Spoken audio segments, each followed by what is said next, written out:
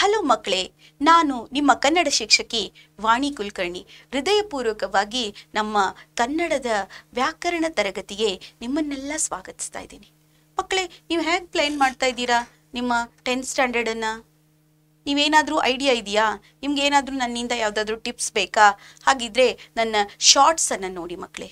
ಹಾಗಿದ್ರೆ ಇಂದಿನ ತರಗತಿಯನ್ನು ಪ್ರಾರಂಭಿಸೋಕ್ಕಿಂತ ಮುಂಚೆ ಏನಪ್ಪ ಇವತ್ತು ತರಗತಿ ಅಂತ ಹೇಳಿ ನಿಮ್ಗೆ ಏನಾದರೂ ಪ್ರಶ್ನೆ ಬರ್ತಾ ಇದೆಯಾ? ಬರಲೇಬೇಕಲ್ವಾ? ಇವತ್ತು ನಾವು ತರಗತಿಯಲ್ಲಿ ಸಂಧಿಗಳು ಅನ್ನೋ ವ್ಯಾಕರಣದ ಒಂದು ಘಟಕವನ್ನು ಮಾಡೋಣ. ಬನ್ನಿ ಮಕ್ಕಳೇ, ಇವತ್ತಿನ ತರಗತಿಗೆ ನಿಮಗೆ ತುಂಬು ಹೃದಯದ ಸ್ವಾಗತ.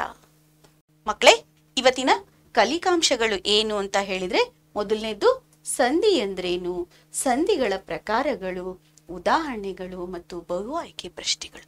ಏನೇನಪ್ಪ ಇದೆ ಅಂತಂದ್ರೆ, ಸಂಧಿ ಅಂದ್ರೇನು, ಸಂಧಿಗಳ ಪ್ರಕಾರಗಳು, ಉದಾಹರಣೆಗಳು ಮತ್ತು ಬಹು ಆಯ್ಕೆ ಪ್ರಶ್ನೆಗಳು ಇದೆ ಮಕ್ಕಳೇ.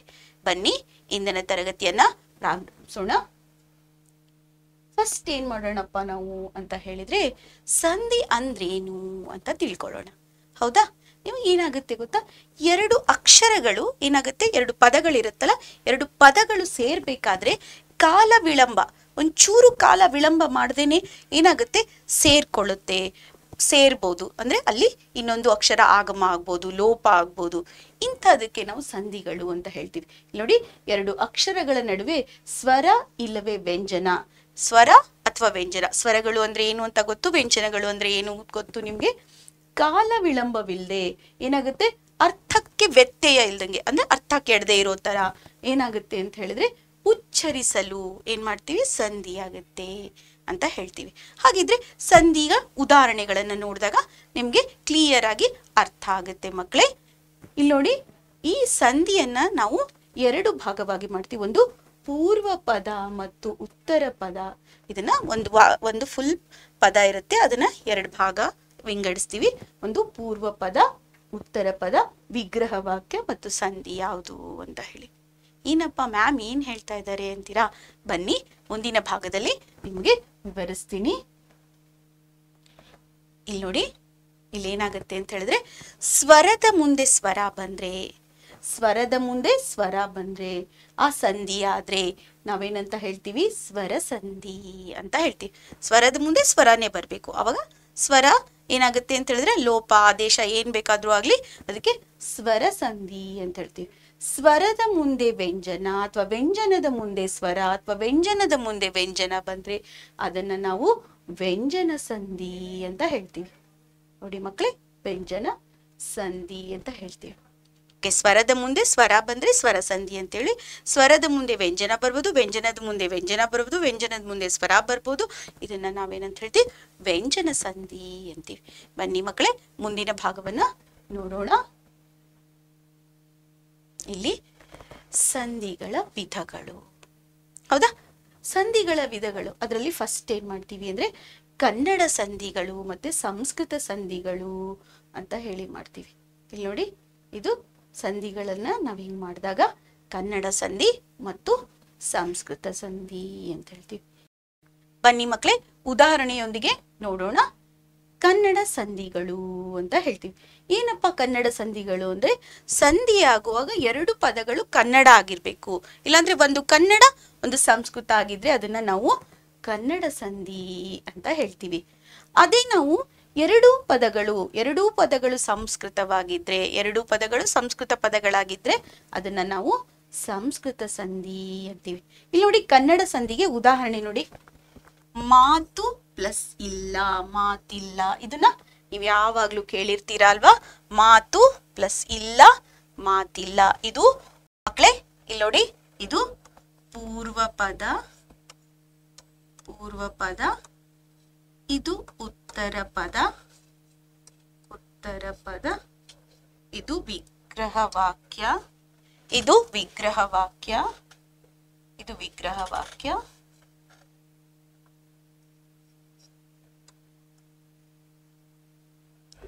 ಓಕೆನಾ?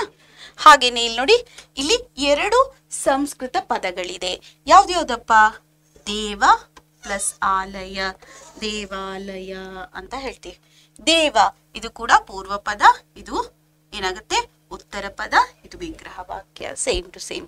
ನೋಡಿ, ಕನ್ನಡ ಸಂಧಿಗಳು ಮತ್ತೆ ಸಂಸ್ಕೃತ ಸಂಧಿಗಳು. ಕನ್ನಡ ಸಂಧಿಯಲ್ಲಿ ಏನಾಗಿರ್ಬೇಕು ಅಂತ ಹೇಳಿದ್ರೆ ಎರಡೂ ಕನ್ನಡ ಪದ ಆಗಿರ್ಬೇಕು, ಇಲ್ಲ ಒಂದು ಕನ್ನಡ ಪದ ಒಂದು ಸಂಸ್ಕೃತ ಪದ ಆಗಿದ್ರು ಓಕೆ. ಆದ್ರೆ ಸಂಸ್ಕೃತ ಸಂಧಿಯಲ್ಲಿ ಏನಾಗುತ್ತೆ, ಎರಡೂ ಪದಗಳು ಸಂಸ್ಕೃತ ಪದಗಳಾಗಿರ್ಬೇಕು, ಅವಾಗ ಅದನ್ನ ಸಂಸ್ಕೃತ ಸಂಧಿ ಅಂತ ಹೇಳ್ತೀವಿ ಮಕ್ಕಳೇ. ಹಾಗಿದ್ರೆ ಇಲ್ಲಿವರೆಗೂ ನಿಮ್ಗೆ ಅರ್ಥ ಆಯ್ತು ಅನ್ಕೊಂಡು. ಕನ್ನಡ ಸಂಧಿಯನ್ನ ನಾವು ಎರಡು ರೀತಿಯಲ್ಲಿ ವಿಂಗಡಣೆ ಮಾಡ್ತೀವಿ. ಒಂದು ಸ್ವರ ಸಂಧಿ, ಇನ್ನೊಂದು ವ್ಯಂಜನ ಸಂಧಿ. ಏನಪ್ಪ ಸ್ವರ ಸಂಧಿ ಅಂತ ಹೇಳಿ ನಿಮಗೆ ಮುಂದಿನ ಭಾಗದಲ್ಲಿ ವಿವರಿಸ್ತೀನಿ. ಈಗ ಸ್ವರ ಸಂಧಿಗಳು ಯಾವ್ದ್ಯಾವ್ದು ಅಂತ ಹೇಳಿ. ಲೋಪ ಸಂಧಿ ಮತ್ತು ಆಗಮ ಸಂಧಿ. ನೋಡಿ, ಲೋಪ ಸಂಧಿ ಮತ್ತು ಆಗಮ ಸಂಧಿ ಇವೆರಡು ಸ್ವರ ಸಂಧಿ. ವ್ಯಂಜನ ಸಂಧಿಗಳೇನು ಅಂದ್ರೆ ಆದೇಶ ಸಂಧಿ. ಯಾಕಪ್ಪ ಈ ಸ್ವರ ಸಂಧಿ ವ್ಯಂಜನ ಸಂಧಿ ಅಂತ ಹೇಳಿ ಡಿಫ್ರೆನ್ಶಿಯೇಟ್ ಮಾಡಿದ್ವಿ, ಯಾಕೆ ವಿಂಗಡಣೆ ಮಾಡಿದ್ವಿ ಅಂತ ಹೇಳಿದ್ರೆ, ಸ್ವರದ ಮುಂದೆ ಸ್ವರ ಬಂದು ಸ್ವರ ಲೋಪ ಆದ್ರೆ ಸ್ವರ ಸಂಧಿ ಅಂತ ಹೇಳ್ತೀವಿ. ಮತ್ತೆ ಸ್ವರದ ಬದಲು ನಮಗೆ ವ್ಯಂಜನ ಆಗಮನ ಆಗ್ಬೋದು. ಇಲ್ಲಿ ಸ್ವರ ಏನಾಗುತ್ತೆ, ಸ್ವರದ ಬದಲು ಅಂತ ಹೇಳ್ತೀವಿ, ಸ್ವರದ ಬದಲಿಯಾಗಿ ಅಂತ ಹೇಳ್ತೀವಲ್ವಾ, ಅದಕ್ಕೆ ಇದನ್ನ ಆಗಮ ಸಂಧಿಯಲ್ಲಿ ಏನಾಗುತ್ತೆ, ಅಕ್ಷರ ಆಗಮ ಆಗುತ್ತೆ. ಇಲ್ಲೇನಾಗುತ್ತೆ ಅಂದ್ರೆ ಆದೇಶ ಆಗುತ್ತೆ. ನೀವು ಕೇಳಿರ್ತೀರಾ ಕ ತ ಪಗಳಿಗೆ ಗ ಜ ದ ಬ, ಗದಬಾದೇಶ ಸಂಧಿ ಅಂತ ಹೇಳಿರ್ತೀರಲ್ವಾ. ಕ ತ ಪಗಳಿಗೆ ಗ ದ ಪಗಳು ಆದೇಶ ಆಗಿ ಬಂದ್ರೆ ಆದೇಶ ಸಂಧಿ. ಇಲ್ಲಿ ನೋಡಿ, ಕ ತ ಪಗಳೇನು ವ್ಯಂಜನ, ಗ ದ ಬ ಏನು ವ್ಯಂಜನ, ವ್ಯಂಜನಕ್ಕೆ ವ್ಯಂಜನ ಬಂತು, ಅದಕ್ಕೆ ಇದನ್ನ ವ್ಯಂಜನ ಸಂಧಿ ಅಂದ್ವಿ. ಇಲ್ಲಿ ಸ್ವರ ಬರುತ್ತೆ, ಅದಕ್ಕೆ ಸ್ವರ ಸಂಧಿ ಅಂತ ಹೇಳಿದ್ವಿ ಮಕ್ಕಳೇ. ಹಾಗಿದ್ರೆ ಬನ್ನಿ ಮುಂದಿನ ಭಾಗವನ್ನ ನೋಡೋಣ ಮಕ್ಕಳೇ. ನಾವು ಏನಪ್ಪ ಲೋಪಸಂಧಿ ಅಂದ್ರೆ ಏನು ಅಂತ ನೋಡ್ಬೇಕು ಅಲ್ವಾ. ಇಲ್ಲಿ ಏನಾಗಿದೆ ನೋಡಿ, ಇಲ್ಲಿ ಎರಡು ಸ್ವರಾಕ್ಷರಗಳ ನಡುವೆ ಏನಾಗುತ್ತೆ, ಸಂಧಿ ಕಾರ್ಯ ಆಗ್ಬೇಕಾದ್ರೆ ಸ್ವರ ಏನಾಗುತ್ತೆ, ಲೋಪ ಆಗುತ್ತೆ. ಹೆಂಗಪ್ಪ ಅಂತ ಹೇಳಿ ನಿಮ್ಗೆ ಬರುತ್ತಾ? ಈಗ ಇಲ್ಲಿ ನೋಡಿ, ಇಲ್ಲಿ ತೂ ಇದೆ ಅಲ್ವಾ, ಈ ತೂ ಅಲ್ಲಿ ಏನ್ ಸೇರಿದೆ, ತ ಪ್ಲಸ್ ಉ ಅಂತ ಬರೀಬಹುದಾ? ಹೌದಾ? ಇಲ್ಲಿ ಉ ಬರುತ್ತಾ ಲಾಸ್ಟ್ ಸ್ವರ, ಇಲ್ಲಿ ಏನ್ ಬರುತ್ತೆ, ಈ ಬರುತ್ತಾ? ನೋಡಿ, ಈ ಸ್ವರದ ಮುಂದೆ ಮತ್ತೊಂದು ಸ್ವರ ಬಂತ, ಉ ಮುಂದೆ ಈ ಬಂತು, ಎರಡು ಸ್ವರ ಬಂತಲ್ವಾ. ಅವಾಗ ಏನಾಗುತ್ತೆ ಅಂತ ಹೇಳಿದ್ರೆ ಈ ಉ ಲೋಪ ಆಗುತ್ತೆ. ಈ ಉ ಲೋಪ ಆಗಿ ಈ ತಗೆ ಇದು ಈ ಸೇರುತ್ತೆ, ಅವಾಗ ಇದು ತೀ ಆಗುತ್ತೆ. ಅರ್ಥ ಆಯ್ತಾ ಮಕ್ಕಳೇ? ಇಲ್ಲಿ ನೋಡಿ, ತೂಗೆ ಉ ಸೇರಿದೆ, ಇಲ್ಲಿ ಈ ಇದೆ, ಎರಡು ಸ್ವರಗಳು ಬಂತು, ಸ್ವರದ ಮುಂದೆ ಸ್ವರ ಬಂತು, ಹೌದಾ?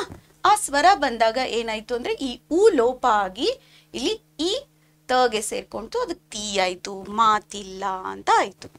ಈಗ ಇನ್ನೊಂದು ನೋಡಿ, ಈ ರೇ, ಇಲ್ಲಿ ಎ ಇದೆಯಾ, ಇದರಲ್ಲಿ ವ ಇದೆಯಾ, ಹೌದಾ? ಈ ಎ ಮತ್ತೆ ವ ಎರಡು ಸ್ವರದ ಮುಂದೆ ಸ್ವರ ಬಂತು, ಈ ರೇ ಇದ್ದಾಗ ಎ ಹೋಗಿ ಈ ವ ಬಂದು ಸೇರುತ್ತೆ, ಅವಾಗ ಬೇರೊಬ್ಬ ಆಯ್ತು, ಹೌದಾ? ಇಲ್ಲಿ ನೋಡಿ, ರಗೆ ಓ ಸೇರಿದ್ರೆ ರೋ ಆಗುತ್ತಲ್ವಾ, ಸರಿನಾ? ಹೌದಲ್ವಾ? ಗುಣಿತಾಕ್ಷರಗಳು ಬರುತ್ತಲ್ವಾ? ಓಕೆ. ಇಲ್ಲಿ ನೋಡಿ, ಗೆ, ಇಲ್ಲೂ ಕೂಡ ಎ ಇದೆ, ಇಲ್ಲಿ ಅ ಇದೆ, ಈ ಎ ಲೋಪ ಆಗಿ ಈ ಗೆ ಅ ಸೇರುತ್ತೆ, ಅದಕ್ಕೆ ನಿನಗಲ್ಲದೆ ಅಂತ ಬಂತು. ನಿನಗೆ ಪ್ಲಸ್ ಅಲ್ಲದೆ, ನಿನಗಲ್ಲದೆ, ಇದು ಗೆ ಇದ್ದಿದ್ದು ಇಲ್ಲಿ ಅ ಸೇರ್ಕೊಂತು, ಅದಕ್ಕೆ ಇದು ಗ ಆಯ್ತು ಮಕ್ಕಳೇ. ನೋಡಿ, ಸ್ವರದ ಮುಂದೆ ಸ್ವರ ಬಂದು ಏನಾಗುತ್ತೆ, ಸ್ವರದ ಮುಂದೆ ಸ್ವರ ಬಂದು ಪೂರ್ವ ಪದದ ಕೊನೆಯ ಸ್ವರ, ಅಂದ್ರೆ ಇದು ಪೂರ್ವ ಪದ ಅಲ್ವಾ, ಈ ಪೂರ್ವ ಪದದ ಕೊನೆಯ ಸ್ವರ ಇರುತ್ತಲ್ವಾ, ಅದು ಲೋಪ ಆಗುತ್ತೆ, ಅದಕ್ಕೆ ಇದನ್ನ ಸ್ವರಲೋಪ ಸಂಧಿ ಅಂತ ಹೇಳ್ತೀವಿ ಮಕ್ಕಳೇ. ಇನ್ನೊಂದ್ಸತಿ ಹೇಳ್ತೀನಿ ನೋಡಿ, ಪೂರ್ವ ಪದದ ಕೊನೆಯ ಸ್ವರ ಇರಬೇಕು. ಮತ್ ಮ್ಯಾಮ್ ಇಲ್ಲಿರೋದಲ್ಲ, ಕೊನೆಯದು ಅಕ್ಷರ ಇರುತ್ತಲ್ವಾ, ಆ ಅಕ್ಷರದಲ್ಲಿರುವಂತ ಸ್ವರ, ಆ ಸ್ವರ ಲೋಪ ಆಗ್ಬೇಕು, ಅವಾಗ ಅದನ್ನ ಲೋಪ ಸಂಧಿ ಅಂತ ಹೇಳ್ತೀವಿ ಮಕ್ಕಳೇ, ಸರಿನಾ? ಓಕೆ. ಹಾಗಿದ್ರೆ ನೆಕ್ಸ್ಟ್ ಹೋಗೋಣ ಬನ್ನಿ ಮಕ್ಕಳೇ, ನಾವು ಮುಂದಿನ ಭಾಗವನ್ನ ನೋಡೋಣ. ಇಲ್ಲಿ ಆಗಮ ಸಂಧಿ, ಎರಡನೇ ಸಂಧಿ ಯಾವುದು? ನಮ್ಮ ಕನ್ನಡ ಸಂಧಿಯ ಸ್ವರ ಸಂಧಿಯಲ್ಲಿ ಆಗಮ ಸಂಧಿ. ಹಾಗಾದ್ರೆ ಆಗಮ ಸಂಧಿ ಅಂದ್ರೇನು? ಈಗಾಗಲೇ ನಾನು ನಿಮ್ಗೆ ಹೇಳಿದ್ದೆ, ಆಗಮ ಸಂಧಿಯಲ್ಲಿ ಏನಾಗುತ್ತೆ ಅಂತ ಹೇಳಿದ್ರೆ ಸ್ವರ ಲೋಪ ಆಗಿ, ಇಲ್ಲಿ ನೋಡಿ ಇಲ್ಲಿ ಅ ಇದೆ, ಹೌದಾ? ಈ ಅ ಇದು ಯಾವ ಪದ? ಇದು ಪೂರ್ವ ಪದ, ಇದು ಉತ್ತರ ಪದ, ಹೌದಾ? ಈ ಉತ್ತರ ಪದದಲ್ಲಿ ಈ ಅದ ಬದಲು ಏನಾಗುತ್ತೆ? ವ ಬಂತು, ಹೌದಾ? ಗುರು ಪ್ಲಸ್ ಅನ್ನು, ಗುರುವನ್ನು, ವ ಬಂತ? ಸ್ವರ ಲೋಪ ಆಯ್ತು, ಅದ್ರ ವ್ಯಂಜನ ಬಂತು. ಮತ್ತೆ ಕನ್ಫ್ಯೂಸ್ ಮಾಡ್ಕೋಬೇಡಿ, ಸ್ವರ ಲೋಪ ಆಯ್ತು ಅಂದ್ರೆ ಬಿಟ್ಬಿಟ್ಟು ಇಲ್ಲಿ ಏನಾಗಿತ್ತು? ವ್ಯಂಜನ ಆದೇಶ ಆಗುತ್ತೆ. ಇಲ್ಲಿ ಅದಕ್ಕೆ ಏನಾಯ್ತು? ಆಗಮ ಆಯ್ತು ಅಂತ ಹೇಳ್ತೀವಿ. ಆಗಮ ಆಯ್ತು ಅಂದ್ರೆ ಬಂತು, ಹೊಸದಾಗಿ ಬಂತು. ಇಲ್ಲಿ ನೋಡಿ, ಇಲ್ಲಿ ಊ ಇದೆ, ಇಲ್ಲಿ ಅ ಇದೆ, ಎರಡು ಕಡೆನೂ ವ ಇರ್ಲಿಲ್ಲ ಅಲ್ವಾ? ವ ಇರ್ಲಿಲ್ವಲ್ಲ, ಇದು ಆಗಮ ಆಯ್ತು, ಹೊಸದಾಗಿ ಬಂತು, ಹೊಸದಾಗಿ ಸೇರ್ಕೊಂತು ಅಂತ ಹೇಳೋದಕ್ಕೆ ಇದನ್ನ ಆಗಮ ಸಂಧಿ ಅಂತ ಹೇಳ್ತೀವಿ. ಇಲ್ಲಿ ನೋಡಿ, ಪಿತೃ ಪ್ಲಸ್ ಅನ್ನು, ಇಲ್ಲಿ ಮತ್ತೆ ಅ ಇದೆ, ಹೌದಾ? ಈ ಅ ಬದಲು ಮತ್ತೆ ಇಲ್ಲಿ ವ ಬಂದಿದೆ, ಸರಿನಾ? ಇಲ್ಲಿ ನೋಡಿ ಮಕ್ಕಳೇ, ಇಲ್ಲಿ ಅ ಬದಲು ವ ಬಂದಿದೆ, ಸರಿನಾ ಮಕ್ಕಳೇ? ಅ ಬದಲು ವ ಬಂದಿದೆ, ನೋಡಿ ಬಂದಿದ್ಯಾ? ಓಕೆ. ಮತ್ತೆ ಇಲ್ಲಿ ನೋಡಿ, ಇಲ್ಲಿ ಅ ಬದಲು ಯ ಬಂದಿದೆ, ಇಲ್ಲಿ ನೋಡಿ ಯ ಬಂದಿದ್ಯಾ, ಹೌದಾ? ಇದು ವ ಬಂದ್ರೆ ವಕಾರ ಆಗಮ ಸಂಧಿ, ಯ ಬಂದ್ರೆ ಯಕಾರ ಆಗಮ ಸಂಧಿ. ಇಲ್ಲಿ ಏನಾಗುತ್ತೆ ಅಂತ ಹೇಳಿದ್ರೆ, ಇಲ್ಲಿ ಆ ಎರಡು ಸ್ವರಗಳ ನಡುವೆ ಯ ಇಲ್ಲವೇ ವ ಬರುತ್ತೆ. ಅಂಥದ್ದಕ್ಕೆ ನಾವೇನಂತ ಹೇಳ್ತೀವಿ? ಆಗಮ ಆಗೋದಕ್ಕೆ ಇದನ್ನ ಆಗಮ ಸಂಧಿ ಅಂತ ಹೇಳ್ತೀವಿ ಮಕ್ಕಳೇ. ಸರಿನಾ ಮಕ್ಕಳೇ? ಇದು ಅರ್ಥ ಆಯ್ತಾ? ಹಾಗಿದ್ರೆ ಮುಂದಿನ ಭಾಗವನ್ನ ನೋಡೋಣ ಬನ್ನಿ ಮಕ್ಕಳೇ. ನೆಕ್ಸ್ಟ್ ಆದೇಶ ಸಂಧಿ. ಇದು ತುಂಬಾ ಈಸಿ, ನೀವು ನೋಡಿರ್ತೀರಾ, ಯಾವಾಗ್ಲೂ ಆದೇಶ ಸಂಧಿ ಕೇಳಿರ್ತಾರಲ್ವಾ ಎಕ್ಸಾಮ್ ಅಲ್ಲಿ. ನಮ್ಗೆ ಆದೇಶ ಸಂಧಿ ಅಂದ್ರೆ ಕ ತ ಪ ಗಳಿಗೆ ಗ ದ ಬಗಳು, ಗದಬಾದೇಶ ಸಂಧಿ ಅಂತ ಕೂಡ ಹೇಳ್ತಾರೆ. ಇದನ್ನ ಆದೇಶ ಸಂಧಿ, ಗದಬಾದೇಶ ಸಂಧಿ ಅಂತ ಕೂಡ ಹೇಳ್ತಾರೆ. ಇಲ್ಲೇನಾಗುತ್ತೆ ಅಂದ್ರೆ, ಇದು ಪೂರ್ವ ಪದ, ಇದು ಉತ್ತರ ಪದ. ಉತ್ತರ ಪದದ ಇಲ್ಲಿ ಮೊದಲನೇ ಅಕ್ಷರ ಇರುತ್ತಲ್ಲ, ಕ ಇದೆಯಲ್ಲ, ಈ ಕ ವರ್ಗದ ಮೂರನೇ ಅಕ್ಷರ ಯಾವುದು? ಗ, ಸರಿನಾ? ಕಕಾರದ ಇಲ್ಲಿ ಕ ವರ್ಗದ ಮೂರನೇ ಅಕ್ಷರ ಯಾವುದು? ಗ. ಕ ಖ ಗ, ಕರೆಕ್ಟಾ? ಸರಿನಾ? ಹಾ, ಗ. ಹಾಗಿದ್ರೆ ಕ ಬದಲು ಗ ಬಂತು. ಇಲ್ಲಿ ಮಳೆ ಪ್ಲಸ್ ಕಾಲ, ಮಳೆಗಾಲ ಆಯ್ತು. ಕದ ಬದಲಿಯಾಗಿ ಗ ಬಂತು ಅಂತ ಹೇಳ್ತೀವಿ. ಹಾಗೇನೆ ಇಲ್ಲಿ ಬೆಟ್ಟ ಪ್ಲಸ್ ತಾವರೆ, ತ. ತ ವರ್ಗದ ಮೂರನೇ ಅಕ್ಷರ ಯಾವುದು ಮಕ್ಕಳೇ? ತ, ಥ, ದನ, ಸರಿನಾ? ಇಲ್ಲಿ ನೋಡಿ, ತಾ ಬದಲು ದಾ ಬಂದಿದೆ, ಬೆಟ್ಟ ದಾವರೆ. ತದ ಬದಲಿಯಾಗಿ ದ ಬಂದಿದೆ ಅಂತ ಹೇಳ್ತೀವಿ. ಇಲ್ಲಿ ನೋಡಿ, ಪ. ಏನ್ ಮ್ಯಾಮ್ ಇಲ್ಲಿ ಪ ನೀವು ನೋಡಿದ್ರೆ ಕ ಚ ತ ಪ ಹೇಳಿದ್ರಿ, ಪೂ ಬಂದ್ಬಿಡ್ತಲ್ಲ ಅಂದ್ರೆ, ಪದ್ದು ಯಾವ ಫಾರ್ಮಲ್ಲೂ ಬರ್ಬೋದು. ಪೂ, ಪಾ, ಪಿ, ಕಾ, ಕು ಏನು ಬರ್ಬೋದು. ಓಕೆನಾ? ಈ ಪೂ ಬದಲು ಬೂ ಆಯ್ತು ಅಷ್ಟೇ. ಇಲ್ಲಿ ನೋಡಿ, ತಾ ಇದ್ದದ್ದು ದಾ ಆಯ್ತು, ಕಾ ಇದ್ದದ್ದು ಗಾ ಆಯ್ತು, ಇಲ್ಲಿ ಪೂ ಇದ್ದದ್ದು ಬೂ ಆಯ್ತು. ಪೂ ಇದ್ದದ್ದು ಪ ಆಗಲ್ಲ ಮತ್ತೆ, ಓಕೆನಾ? ಪೂ ಇದ್ದದ್ದು ಬೂ ಆಯ್ತು. ಇಲ್ಲಿ ನೋಡಿ, ಪೂ ಇದ್ದದ್ದು ಬೂ. ಹೂ ಪ್ಲಸ್ ಪುಟ್ಟಿ, ಹೂ ಬುಟ್ಟಿ ಆಯ್ತು. ಇಲ್ಲಿ ಪದ ಬದಲಿಯಾಗಿ ಬ ಬಂತು. ಸರಿನಾ? ಸರಿನಾ? ಓಕೆ ಮಕ್ಕಳೇ, ಮುಂದಿನ ಭಾಗವನ್ನು ನೋಡೋಣ ಬನ್ನಿ ಮಕ್ಕಳೇ. ಇಲ್ಲಿ ಒಂದು ಎಕ್ಸೆಪ್ಷನ್ ಕೇಸ್ ಅಂತ ಹೇಳ್ತೀವಿ, ಅಂದ್ರೆ ಒಂದು ವ್ಯತಿರಿಕ್ತಗಳಿರುತ್ತೆ. ಏನಪ್ಪ ಮ್ಯಾಮ್, ಕ ಚ ಟ ತ ಪಗಳಿಗೆ ಅಂತ ಹೇಳಿದ್ರಿ, ಗ ಜ ದ ಬ ಬರುತ್ತೆ, ಗದಬಾದೇಶ ಅಂತ ಹೇಳಿದ್ರಿ. ಆದ್ರೆ ಹಾಗೇನೆ ಇಲ್ಲಿ ಪ ಬ ಮಗಳಿಗೆ ವ ಬರುತ್ತೆ. ಯಾವುದಪ್ಪ ಅಂತ ಹೇಳಿದ್ರೆ, ನೀವು ನೋಡಿರ್ತೀರಾ, ಇವೆಲ್ಲ ಹಳೆಗನ್ನಡ ಪದಗಳು ನೋಡಿ. ಬೆವರ್ ಪ್ಲಸ್ ಪನಿ ಬಂದಿರುತ್ತೆ, ಇದು ನಮಗೆ ಬರುತ್ತೆ. ಬೆವರ್ ಅಂದ್ರೆ ಬೆವರು, ಪನಿ ಅಂತ ಹೇಳಿದ್ರೆ ಹನಿ. ಬೆವರ್ ವನಿ, ನೋಡಿಲಿ ಪದ ಬದಲಿಯಾಗಿ ವ ಬಂತು. ಎಳೆ ಪ್ಲಸ್ ಬಳ್ಳಿ, ಎಳೆ ವಳ್ಳಿ ಅಂತ ಹೇಳ್ತೀವಿ. ನೋಡಿ, ಇಲ್ಲಿ ಬದ ಬದಲಿಯಾಗಿ ವ ಬಂತು, ಇಲ್ಲಿ ಬದ ಬದಲಿಯಾಗಿ ವ ಬಂತು. ಕೈ ಪ್ಲಸ್ ಹಿಡಿ, ಆ ಥರನೂ ಬರುತ್ತೆ. ಕೈ ಪ್ಲಸ್ ಹಿಡಿ, ಕೈ ಪಿಡಿ ಅಂತ ಕೂಡ ಬಂದಿರುತ್ತೆ. ಇದು ಕೂಡ ನೋಡಿರ್ತೀರಾ ನೀವು. ಮುಂದಿನ ಭಾಗದಲ್ಲಿ ಅದನ್ನು ಕೂಡ ನಿಮಗೆ ಹೇಳ್ತಾ ಹೋಗ್ತೀನಿ. ಈಗ ನೋಡಿ, ಪ ಬ ಮಗಳ ಬದಲಿಯಾಗಿ ವ ಬರುವುದನ್ನು ಕೂಡ ನಾವೇನಂತ ಹೇಳ್ತೀವಿ? ಆದೇಶ ಸಂಧಿ ಅಂತ ಹೇಳ್ತೀವಿ ಮಕ್ಕಳೇ. ಹಾಗಿದ್ರೆ ಕ ತ ಪಗಳಿಗೆ ಗ ದ ಬ ಜೊತೆಗೆ ಪ ಬ ಮ ಬದಲು ವ ಬಂದ್ರು ಕೂಡ ಆದೇಶ ಸಂಧಿ ಆಗುತ್ತೆ. ಸರಿನಾ ಮಕ್ಕಳೇ? ಕನ್ನಡ ಸಂಧಿಗಳು ಯಾವ್ದ್ಯಾವ್ದಿತ್ತು? ಮೂರಲ್ವಾ? ಸ್ವರ ಸಂಧಿಗಳು ಯಾವ್ದ್ಯಾವ್ದು? ಸ್ವರ ಸಂಧಿಗಳು ಯಾವ್ದ್ಯಾವ್ದು? ಸರಿ ಮಕ್ಕಳೇ, ಸ್ವರ ಸಂಧಿಗಳು ಲೋಪ ಸಂಧಿ ಮತ್ತು ಆಗಮ ಸಂಧಿ, ವ್ಯಂಜನ ಸಂಧಿ, ಆದೇಶ ಸಂಧಿ ಮಕ್ಕಳೇ. ಹಾಗಿದ್ರೆ ಬನ್ನಿ ನಾವು ಈಗ ಇದನ್ನ ಕಲ್ತಿರೋದನ್ನ ನಾವು ಎಷ್ಟರ ಮಟ್ಟಿಗೆ ಕಲ್ತಿದೀವಿ ಅಂತ ಹೇಳಿ ನಮ್ಮನ್ನು ನಾವು ಟೆಸ್ಟ್ ಮಾಡ್ಕೊಳ್ಳೋಣ. ಸರಿನಾ?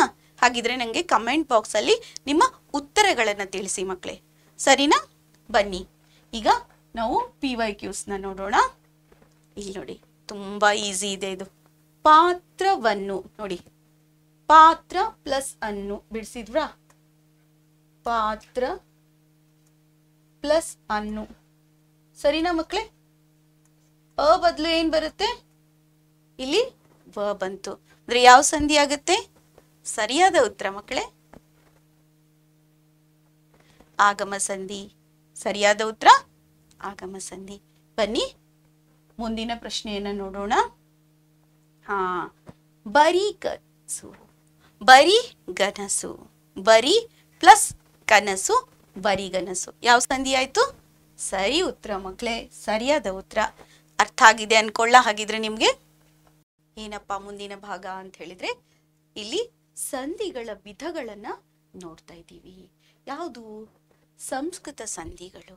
ಯಾವ್ದ್ಯಾವ್ದಪ್ಪ ಸಂಸ್ಕೃತ ಸಂಧಿಗಳು ಅಂದಾಗ ಎರಡು ಭಾಗ ಮಾಡಿದ್ವಿ. ಕನ್ನಡದಲ್ಲಿ ಹೇಗ್ ಮಾಡಿದ್ವಿ? ಸ್ವರ ಸಂಧಿ, ವ್ಯಂಜನ ಸಂಧಿ. ಹಾಗೇನೆ ಸೇಮ್ ಟು ಸೇಮ್ ಇಲ್ಲೂ ಕೂಡ ನಾವೇನ್ ಮಾಡಿದ್ವಿ ಅಂತ ಹೇಳಿದ್ರೆ ಸ್ವರ ಸಂಧಿ ಮತ್ತು ಇಲ್ಲಿ ವ್ಯಂಜನ ಸಂಧಿ ಅಂತ ಮಾಡಿದ್ವಿ. ಸ್ವರ ಸಂಧಿಗಳು ಯಾವ್ದ್ಯಾವ್ದು? ಸವರ್ಣ ದೀರ್ಘ ಸಂಧಿ. ನೋಡಿ ಹೆಸರು ಹೇಳ್ತಾ ಇದೆ, ಸವರ್ಣ ಅಂದ್ರೆ ಒಂದೇ ಜಾಗದಲ್ಲಿ ಹುಟ್ಟುವಂತ ವರ್ಣಗಳ ಸಂಧಿ. ಯಾವ್ದಪ್ಪ? ವಿಸ್ತಾರವಾಗಿ ಹೇಳ್ತೀನಿ. ಗುಣಸಂಧಿ, ವೃದ್ಧಿ ಸಂಧಿ ಮತ್ತೆ ಎಣ್ ಸಂಧಿ, ಇವು 4 ಏನು ಸ್ವರ ಸಂಧಿಗಳು. ಮತ್ತೆ ಜಸ್ವ ಸಂಧಿ, ಶುತ್ವ ಸಂಧಿ, ಅನುನಾಸಿಕ ಸಂಧಿ, ಈ 3 ಏನು ವ್ಯಂಜನ ಸಂಧಿಗಳು. ಈಗ ನಿಮ್ಗೆ ಸ್ವರ ಸಂಧಿ ಅಂದ್ರೇನು, ವ್ಯಂಜನ ಸಂಧಿ ಅಂದ್ರೇನು ಅಂತ ಕ್ಲಿಯರ್ ಕಟ್ ಗೊತ್ತಾಗಿದೆ. ಮತ್ತೇನು ಅದನ್ನ ಎಕ್ಸ್ಪ್ಲೇನ್ ಮಾಡೋದು ಬೇಡ ಅಲ್ಲ ಮಕ್ಕಳೇ? ಹಾಗಿದ್ರೆ ಮುಂದಿನ ಭಾಗಕ್ಕೆ ಹೋಗ್ತಾ ಇದ್ದೀನಿ. ಬನ್ನಿ ಮಕ್ಕಳೇ, ಇಲ್ಲಿ ಸಂಸ್ಕೃತದ ಸ್ವರ ಸಂಧಿಗಳು ಯಾವ್ದ್ಯಾವ್ದಪ್ಪ? ಸಂಸ್ಕೃತ ಸ್ವರ ಸಂಧಿಗಳು ಫಸ್ಟ್ ಒನ್ ನೋಡಿದ್ವಲ್ವಾ ನಾವು? ಯಾವ್ದು ನೋಡಿದ್ವಿ? ಸವರ್ಣ ದೀರ್ಘ ಸಂಧಿ. ಸವರ್ಣಗಳು ಅಂದ್ರೆ ಒಂದೇ ಜಾಗದಲ್ಲಿ ಹುಟ್ಟೋದು. ಅ, ಅ, ಇ, ಈ, ಉ, ಊ, ಇವೇನು ಸವರ್ಣಗಳು ಅಂತ ಹೇಳ್ತೀವಿ. ಒಂದೇ ಜಾಗದಲ್ಲಿ ಹುಟ್ಟುವಂತ ನೀವು ರು ರೂ ಅಂತ ಹೇಳಿ ನಮ್ಮ ಕನ್ನಡದಲ್ಲಿ ಮೊದಲೇ ಇತ್ತು, ಈಗಿಲ್ಲ, ಅದನ್ನ ತೆಗ್ದಾಕಿದ್ದಾರೆ. ಓನ್ಲಿ ರೂ ಇದೆ, ನಮ್ಗೆ ಒಂದೇ ರೂ ಇರೋದ್ರಿಂದ ಈಗ ನಾವೇನ್ ಮಾಡ್ತಾ ಇದೀವಿ? ಅ, ಆ, ಇ, ಈ, ಉ, ಊ, ಇವು ಸವರ್ಣಗಳು. ಇಲ್ಲಿ ಸಂಧಿ ಕಾರ್ಯ ಆಗ್ಬೇಕಾದ್ರೆ ಏನಾಗುತ್ತೆ ಅಂದ್ರೆ ಮಕ್ಕಳೇ, ಇಲ್ಲಿ ಅದರ ದೀರ್ಘ ಸ್ವರ ಅ ಮತ್ತೆ ಆದಲ್ಲಿ ಆ, ಈ ಅಲ್ಲಿ ಈ, ಊ ಅಲ್ಲಿ ಊ, ದೀರ್ಘ ಸ್ವರ ಆದೇಶ ಆಗಿ ಬರೋದಕ್ಕೆ ನಾವೇನಂತ ಹೇಳ್ತೀವಿ? ಸವರ್ಣ ದೀರ್ಘ ಸಂಧಿ. ಹಾಗಿದ್ರೆ ನೋಡಿ, ಇಲ್ಲಿ ದೇವ ಪ್ಲಸ್ ಆಲಯ ಅಂತ ಇದೆ. ದೇವದಲ್ಲಿ ಇಲ್ಲಿ ಅ ಇದೆ, ಹೌದಾ? ಇಲ್ಲಿ ಆಲಯದಲ್ಲಿ ಆ ಇದೆ. ಈ ಅ ಬದಲು ಆ ಆದೇಶ ಆಗುತ್ತೆ, ಅಂದ್ರೆ ಈ ವಕ್ಕೆ ಆ ಸೇರುತ್ತೆ. ಅದಕ್ಕೆ ಇದು ಏನಾಯ್ತು? ದೇವಾಲಯ ಆಯ್ತು. ವಾ ಆಯ್ತಾ? ಹೌದಾ? ಸರಿನಾ? ಹಾಗಿದ್ರೆ ಇಲ್ಲಿ ಮಹಾ ಪ್ಲಸ್ ಅನುಭವ ಅಂತಿದೆ. ಇಲ್ಲಿ ಹಾದಲ್ಲಿ ನೋಡಿ ಆ ಇದೆಯಾ, ಇಲ್ಲಿ ಅ ಇದೆಯಾ, ಅನುಭವದಲ್ಲಿ ಇವೆರಡು ಸೇರಿ ಇಲ್ಲಿ ಹಾ ಆಯ್ತು. ಅಂದ್ರೆ ಇದು ಆ ಆಯ್ತು, ಮಹಾನುಭಾವ ಆಯ್ತು, ಅಂದ್ರೆ ದೀರ್ಘ ಸ್ವರ ಆದೇಶ ಆಯ್ತು. ಇಲ್ಲಿ ನೋಡಿ ಗಿರಿ, ಇಲ್ಲಿ ಈ ಇದೆಯಾ, ಹೌದಾ?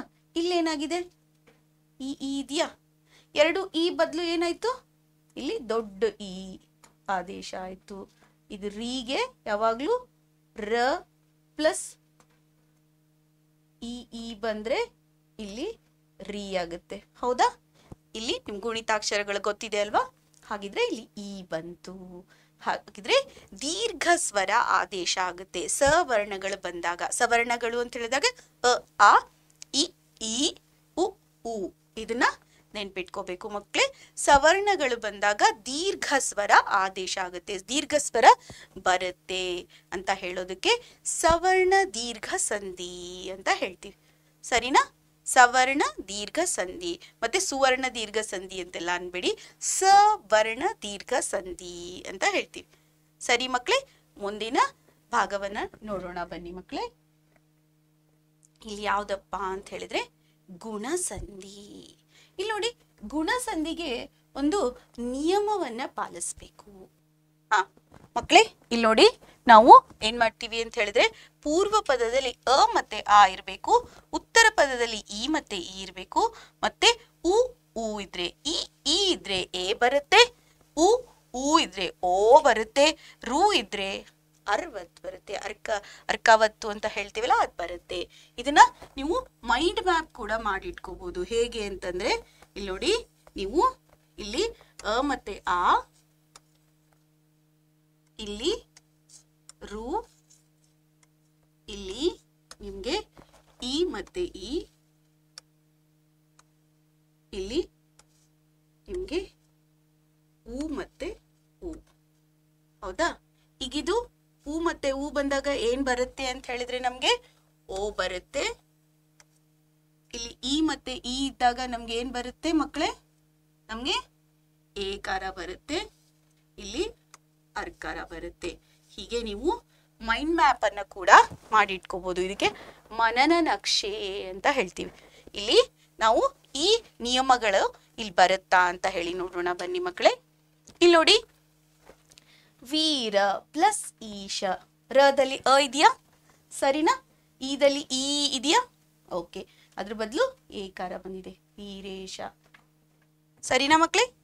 ಈಗ ನೋಡಿ, ಮಹಾ ಪ್ಲಸ್ ಉತ್ಸವ. ಇಲ್ಲಿ ಆಕಾರ ಇದೆ, ಇಲ್ಲಿ ಊಕಾರ ಇದೆ, ಅದಕ್ಕೆ ಮಹೋತ್ಸವ ಆಯ್ತು. ಇಲ್ಲಿ ನೋಡಿ ಓಕಾರ ಬಂತು.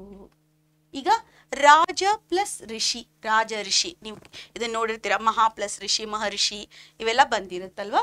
ಹಾಗೆ ರೂ ಬಂದು ಅರ್ಕಾರ ಬಂತು.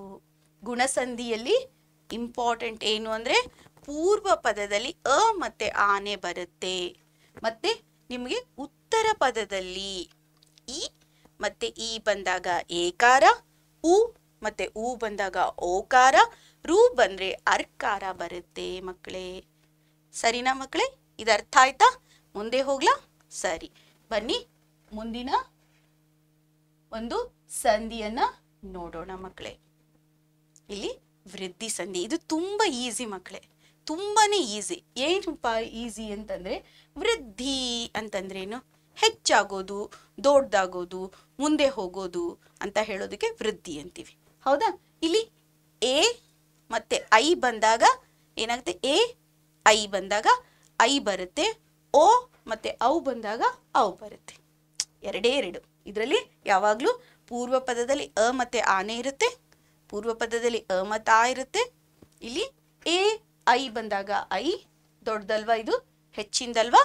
ಎ ಮತ್ತೆ ಎದಲ್ಲಿ ಮುಂದೆ ಬರುತ್ತಲ್ವಾ, ಇದು ಅದಕ್ಕೆ ಎ ಐ ಬರುತ್ತೆ.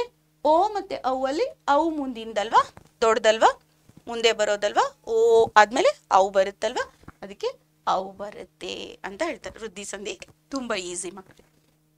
ಇಲ್ಲಿ ನೋಡಿ, ಏಕ ಪ್ಲಸ್ ಏಕ. ಇಲ್ಲಿ ಅ ಬಂದಿದೆ, ಇಲ್ಲಿ ಎ ಬಂದಿದೆ, ಈ ಎ ಬದಲು ಇಲ್ಲಿ ಐ ಬಂತು, ಏಕೈಕ ಆಯ್ತು. ಹೌದಾ? ಭಾವ ಪ್ಲಸ್ ಐಕ್ಯ. ಇಲ್ಲಿ ನೋಡಿ, ಮತ್ತೆ ಅ ಬಂದಿದೆ, ಇಲ್ಲಿ ಐ ಬಂದಿದೆ, ಐಗೆ ಐ ಎ ಬಂತು, ಮತ್ತೇನು ಬೇರೆ ಬರಲಿಲ್ಲ ಅಲ್ವಾ. ಇಲ್ಲಿ ನೋಡಿ, ಭಾವ ಭಾವ ಪ್ಲಸ್ ಐಕ್ಯ ಅಂತ ಬಂದಿದೆ. ಹೌದಾ? ಭಾವ ಪ್ಲಸ್ ಐಕ್ಯ. ಇಲ್ಲಿ ಅ ಬಂದಿದೆ, ಅದಲ್ಲಿ ಇಲ್ಲಿ ವದಲ್ಲಿ ಅ ಬಂದಿದೆ, ಇಲ್ಲಿ ಐ ಇದೆ. ನೋಡಿ ಮಕ್ಕಳೇ, ಇಲ್ಲಿ ಐ ಇದೆ, ಅದಕ್ಕೆ ಇದೇನಾಯ್ತು? ಭಾವೈಕ್ಯ ಆಯ್ತು. ಸರಿನಾ? ಭಾವ ಪ್ಲಸ್ ಐಕ್ಯ, ಭಾವೈಕ್ಯ. ಇಲ್ಲ ಇದೆ, ಇಲ್ಲ ಐನೇ ಬಂದಿದೆ ನೋಡಿ, 50 ಬಂದಿದೆ ಅಲ್ವಾ. ಜಲ ಪ್ಲಸ್ ಔಘ. ಇಲ್ಲಿ ನೋಡಿ ಓ ಇದೆ, ಇದು ಹೌದಾ. ಓ ಬದಲು ಇಲ್ಲಿ ಔ ಬಂದಿದೆ, ಓ ಬದಲು ಔ ಬಂದಿದೆ. ಹೌದಾ ಮಕ್ಕಳೇ? ಹಾಗಿದ್ರೆ ವೃದ್ಧಿ ಸಂಧಿ ಅಂದ್ರೇನು? ವೃದ್ಧಿ ಅಂದ್ರೆ ಹೆಚ್ಚಾಗೋದು. ಈಗ ಎ ಮತ್ತೆ ಐ ಅಲ್ಲಿ ಐ ಬರುತ್ತೆ, ಓ ಮತ್ತೆ ಔ ಅಲ್ಲಿ ಔ ಆದೇಶ ಆಗುತ್ತೆ. ಅದಕ್ಕೆ ಇದನ್ನ ವೃದ್ಧಿ ಸಂಧಿ ಅಂತ ಹೇಳ್ತೀವಿ ಮಕ್ಕಳೇ. ಇದ್ರಲ್ಲಿ ಏನಾದ್ರೂ ಡೌಟ್ ಇದೆಯಾ? ಡೌಟ್ ಇದ್ರೆ ಕಮೆಂಟ್ ಬಾಕ್ಸ್ ಅಲ್ಲಿ ತಿಳಿಸಿ ಮಕ್ಕಳೇ. ಹಾಗಿದ್ರೆ ಮುಂದಿನ ಸಂಧಿಯನ್ನ ನೋಡೋಣ ಬನ್ನಿ. ಇಲ್ಲಿ ಎಂಡ್ ಸಂಧಿ, ಇದು ಸ್ವಲ್ಪ ಟ್ರಿಕ್ಕಿ ಆಗಿದೆ. ಇದನ್ನ ನೀವು ಕರೆಕ್ಟ್ ಆಗಿ ಅರ್ಥ ಮಾಡ್ಕೋಬೇಕು. ಏನು ಅಂತ ಹೇಳಿದ್ರೆ, ನಿಮ್ಗೆ ಪೂರ್ವ ಪದದಲ್ಲಿ ಇಲ್ಲಿ ಏನಾಗುತ್ತೆ ಅಂತ ಹೇಳಿದ್ರೆ, ಈ ಮತ್ತೆ ಈ ಬಂದಾಗ ಈ ಎರಡೂ ಸ್ವರಗಳನ್ನ ಬಿಟ್ಟು ಮತ್ತೆ ಅನ್ಯ ಸ್ವರ ಬರ್ಬೇಕು, ಇಲ್ಲಿ ಬೇರೆ ಸ್ವರ ಬರ್ಬೇಕು. ಅಂದ್ರೆ ಈ ಮತ್ತೆ ಈ ಬಿಟ್ಟು ಬೇರೆ ಯಾವ್ದಾದ್ರು ಸ್ವರ ಬರ್ಲಿ, ಓಕೆನಾ? ಅವಾಗ ಯ ಒತ್ತಾಗಿ ಬರುತ್ತೆ, ಯ ಬರುತ್ತೆ, ಯ ಬರುತ್ತೆ.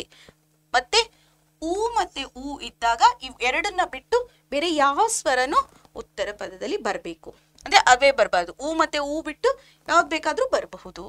ಮತ್ತೆ ರೂ ಇದ್ದಾಗ ಅದನ್ನ ಬಿಟ್ಟು ಬೇರೆ ಸ್ವರ ಬರಬೇಕು. ಸ್ವರ ಮಕ್ಕಳೇ ನೋಡಿ, ತುಂಬಾ ಕ್ಲಿಯರ್ ಆಗಿ ಅರ್ಥ ಮಾಡ್ಕೊಳ್ಳಿ. ಅನ್ಯ ಸ್ವರ, ಬೇರೆ ಸ್ವರ ಬರಬೇಕು. ಈ ಮತ್ತೆ ಈ ಬಿಟ್ಟು ಬೇರೆ ಯಾವುದೇ ಸ್ವರ ಬರ್ಲಿ, ಊ ಮತ್ತೆ ಊ ಬಿಟ್ಟು ಯಾವುದೇ ಸ್ವರ ಬರ್ಲಿ, ಅವಾಗ ವ ಬರುತ್ತೆ. ಮತ್ತೆ ರೂ ಬಿಟ್ಟು ಯಾವುದೇ ಸ್ವರ ಬಂದ್ರೆ ರ್ ಅಂತ ಒತ್ತು ಬರುತ್ತಲ್ವಾ, ಪಿತೃ ಅಂತ ಅಂತೀವಲ್ವಾ, ಆ ಥರ ಬರುತ್ತೆ ಅಂತ ಹೇಳ್ತೀವಿ. ಇದನ್ನು ಕೂಡ ಮೈಂಡ್ ಮ್ಯಾಪ್ ಮಾಡಿ ಇಟ್ಕೋಬಹುದು ಮಕ್ಕಳೇ ನೀವು. ನಾನು ಅವಾಗ ಗುಣಸಂಧಿ ಹೇಳಿದ್ನಲ್ಲ, ಅದೇ ತರ ಇದು ಕೂಡ ಮೈಂಡ್ ಮ್ಯಾಪ್ ಅನ್ನ ಮಾಡ್ಕೋಬಹುದು. ಇಲ್ಲಿ ನೋಡಿ, ಈ ಉದಾಹರಣೆಯನ್ನ ನೋಡಿ ಮಕ್ಕಳೇ, ನಿಮ್ಗೆ ಅರ್ಥ ಆಗುತ್ತೆ. ಇಲ್ಲಿ ತೀಯಲ್ಲಿ ಈ ಇದೆ, ಹೌದಾ? ಸರಿನಾ? ಈ ಬಿಟ್ಟು ಯಾವ್ದು ಬೇಕಾದ್ರೂ ಸ್ವರ ಬರ್ಬೋದು. ಉ ಬಂದಿದೆ, ಅದಕ್ಕೆ ಇಲ್ಲಿ ಯ ಒತ್ತಾಗಿ ಬಂತು. ಇಲ್ಲಿ ನೋಡಿ, ಅತ್ಯುಕ್ತಿ. ತಗೆ ಯ ಒತ್ತು ಬಂತು, ಅದಕ್ಕೆ ಅತ್ಯುಕ್ತಿ ಆಯ್ತು. ಅತಿ ಪ್ಲಸ್ ಉಕ್ತಿ ಅತ್ಯುಕ್ತಿ. ಇಲ್ಲಿ ನೋಡಿ, ಮನು ಹೂ ಬಂತ, ಈ ಹೂ ಬಿಟ್ಟು ಇಲ್ಲಿ ಬಂತು, ಮನ್ ಪ್ಲಸ್ ಅಂತರ, ಮನ್ವಂತರ. ಇಲ್ಲಿ ನೋಡಿ, ವ ಒತ್ತಾಗಿ ಬಂತ, ಹೌದಾ? ಮನ್ವಂತರ. ಇಲ್ಲಿ ನೋಡಿ, ಪಿತೃ ತೃ ರೂ ಬಂತ, ಇಲ್ಲಿ ಅರ್ಜಿತ. ಇದು ಆರ್ಜಿತ ಅಲ್ಲ, ಅರ್ಜಿತ ಆಗ್ಬೇಕು ಮಕ್ಕಳೇ, ಅರ್ಜಿತ. ಇಲ್ಲಿ ಪಿತ್ರಾರ್ಜಿತ ಆಗುತ್ತೆ, ಇದು ಪಿತ್ರಾರ್ಜಿತ ಆಗುತ್ತೆ. ಓಕೆ, ಪಿತೃ ಪ್ಲಸ್ ಅರ್ಜಿತ ಪಿತ್ರಾರ್ಜಿತ ಆಗ್ಬೇಕು. ಸರಿನಾ ಮಕ್ಕಳೇ? ಹಾಗಿದ್ರೆ ಸ್ವರ ಸಂಧಿಗಳು ಯಾವ್ದ್ಯಾವ್ದಿತ್ತು ನಮ್ಗೆ? ಸವರ್ಣ ದೀರ್ಘ ಸಂಧಿ, ಗುಣಸಂಧಿ, ವೃದ್ಧಿ ಸಂಧಿ ಹಾಗೂ ಎಂಡ್ ಸಂಧಿ ಇತ್ತ. ಇದನ್ನ ನಾವು ಹೆಂಗ್ ಅರ್ಥ ಮಾಡ್ಕೊಂಡಿದೀವಿ ಅಂತ ನೋಡೋಣ, ನಮ್ಮನ್ನ ನಾವು ಪರೀಕ್ಷೆ ಮಾಡ್ಕೊಳ್ಳೋಣ. ಓಕೆ, ನಾವು ಸಂಸ್ಕೃತದ ಸ್ವರ ಸಂಧಿಗಳನ್ನ ಹೇಗೆ ಅರ್ಥ ಮಾಡ್ಕೊಂಡಿದೀವಿ, ಹೇಗೆ ನೆನ್ಪಿಟ್ಕೋಬೇಕು ಅನ್ನೋದ್ರ ಬಗ್ಗೆ ನೋಡಿ ಮಕ್ಕಳೇ. ಇಲ್ಲಿ ನಾವು ಸವರ್ಣ ಸಂಧಿ ಅಂತಂದಾಗ ದೀರ್ಘ ಸ್ವರಗಳು ಆದೇಶ ಆಗಿ ಬರ್ಬೇಕು. ಅಂದ್ರೆ ಆ ಇದ್ದಾಗ ಆ ಬರ್ಬೇಕು, ಈ ಇದ್ದಾಗ ಈ ಬರ್ಬೇಕು, ಉ ಇದ್ದಾಗ ಉ ಆದೇಶ ಆಗಿ ಬರ್ಬೇಕು. ಗುಣಸಂಧಿಯಲ್ಲಿ ಮಕ್ಕಳೇ ಎ ಓ ಮತ್ತೆ ಅರ್ಕಾರ ಬರುತ್ತೆ. ನಿಮಗ್ ಗೊತ್ತು, ಪೂರ್ವ ಪದ ಅ ಮತ್ತೆ ಆ ಇರುತ್ತೆ. ಅದ್ ಬಿಟ್ಟು ನಿಮ್ಗೆ ಏನಾಗ್ಬೇಕು, ಉತ್ತರ ಪದದಲ್ಲಿ ಈ ಮತ್ತೆ ಏನಾಗ್ಬೇಕು, ಈ ಬರ್ಬೇಕಲ್ವಾ? ಸರಿನಾ? ಓಕೆ, ಉ ಊ ಬರ್ಬೇಕು, ಆಮೇಲೆ ರೂ ಬರ್ಬೇಕು. ಈ ಬಂದಾಗ ಏಕಾರ, ಮತ್ತೆ ಊ ಬಂದಾಗ ಓಕಾರ, ರೂ ಬಂದಾಗ ಅರ್ಕಾರ ಬರ್ಬೇಕು. ಸರಿಯಾದದ್ದು. ವೃದ್ಧಿಯಲ್ಲಿ ತುಂಬಾ ಈಸಿ. ನಮ್ಗೆ ಏನಾಗುತ್ತೆ, ಎ ಮತ್ತೆ ಐ ಇದ್ದಾಗ ಐ ಬರುತ್ತೆ, ಓ ಮತ್ತೆ ಔ ಇದ್ದಾಗ ಔ ಬರುತ್ತೆ. ಹಾಗೇನೆ ಎಂಡ್ ಸಂಧಿಯಲ್ಲಿ ಯ ವ ರ ಬರುತ್ತೆ. ಯಾಕೆ? ಇಲ್ಲಿ ನಮ್ಗೆ ಏನಾಗುತ್ತೆ ಈ ಇದ್ದಾಗ ಅನ್ಯ ಸ್ವರ ಬರ್ಬೇಕು, ಆಮೇಲೆ ಉ ಇದ್ದಾಗ ಅನ್ಯ ಬರ್ಬೇಕು, ರೂ ಇದ್ದಾಗ ಅನ್ಯ ಸ್ವರ ಬರ್ಬೇಕು. ಸ್ವರ ನೆನ್ಪಿಟ್ಕೊಳ್ಳಿ ಮಕ್ಳೇ.